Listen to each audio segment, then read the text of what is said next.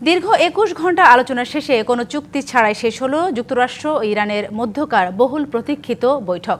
পাকিস্তানের ইসলামাবাদে অনুষ্ঠিত এক দশকেরও বেশি সময়ের মধ্যে দুদেশের এই প্রথম প্রত্যক্ষ আলোচনাটি কোনো ফলাফল ছাড়াই ভেস্তে গেছে। American vice president JD Vance জানিয়েছেন, পারমাণবিক অস্ত্র তৈরি না করার বিষয়ে ইরান কোনো প্রতিশ্রুতি দিতে রাজি হয়নি। অন্যদিকে এই ব্যর্থতার জন্য যুক্তরাষ্ট্রের অতিরিক্ত দাবিকে দায়ী করেছে তেহরান। এ বিষয়ে আরও বিস্তারিত কথা বলতে আমাদের সঙ্গে অতিথি হিসেবে যুক্ত হচ্ছেন আন্তর্জাতিক সম্পর্ক বিশ্লেষক অধ্যাপক ডক্টর আকমল হোসেন। ডক্টর আকমল হোসেন, আপনাকে স্বাগত জানাচ্ছি ডিবিসি নিউজে। আকমল হোসেন, আপনার কাছে আমি জানতে চাইব, এই যে পুরো বিশ্ব তাকিয়েছিল যুক্তরাষ্ট্র ইরানের এই মধ্যকার শান্তি আলোচনার দিকে, একদিকে যুদ্ধবিরতি চলছিল, কিন্তু হতাশাজনকভাবে ২১ ঘণ্টা আলোচনা পরেও তারা কোনো দুই পক্ষ থেকে কোনো শান্তি আলোচনা আসতে পারেনি। বিষয়টিকে আপনি কিভাবে বিশ্লেষণ করবেন? আর আরেকটি বিষয়, যে এই যে বৈঠকটা ব্যর্থ হলো, এটা অর্থনৈতিক বৈশ্বিক অর্থনীতিতে কি প্রভাব পড়তে পারে বলে আপনি মনে করছেন? এই ধরনের ব্যর্থতা অবশ্যই হতাশাজনক, কেননা এটা শুধু মার্কিন যুক্তরাষ্ট্র বা ইরানের জন্যই না, সমগ্র পৃথিবীর জন্য এই আলোচনার একটা তাৎপর্য ছিল। তবে আমি এটাও বলবো যে আলোচনা এত তাড়াতাড়ি শেষ হয়ে বা ব্যর্থ বলা বোধহয় একটু আগে ভাগে হয়ে যাচ্ছে। কেননা এই ধরনের দ্বন্দ্ব, এই ধরনের কনফ্লিক্টের ক্ষেত্রে আলোচনা দীর্ঘমেয়াদী হয় এবং আমেরিকানরা এটা বলে নাই যে তারা আর আলোচনায় ফিরবে না।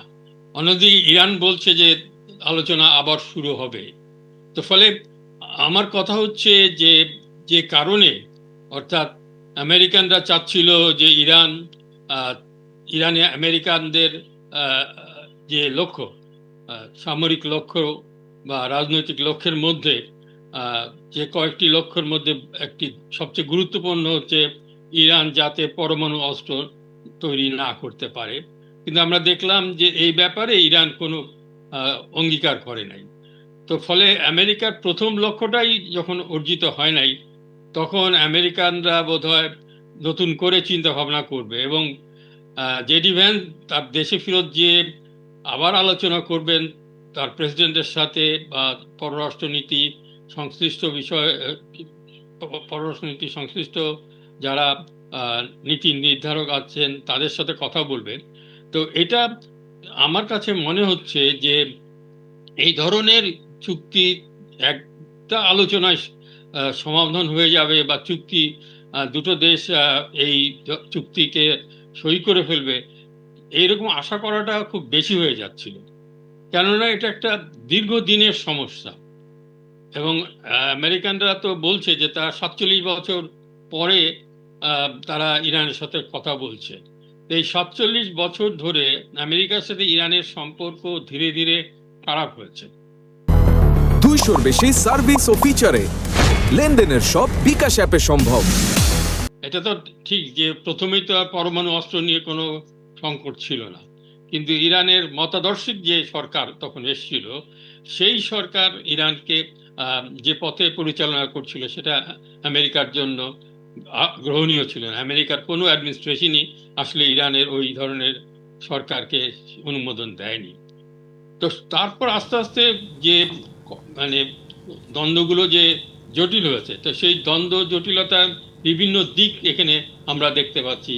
পরমাণু অস্ত্র ইস্যু, তারপরে হরমুজ প্রণালী দিয়ে চলাচল বা ইরানের আঞ্চলিক এই অঞ্চলের অন্য রাষ্ট্রগুলোর প্রতি ইরানের যে আচরণ, এগুলো আমেরিকানদের দাবির মধ্যে আমরা লক্ষ্য করেছি।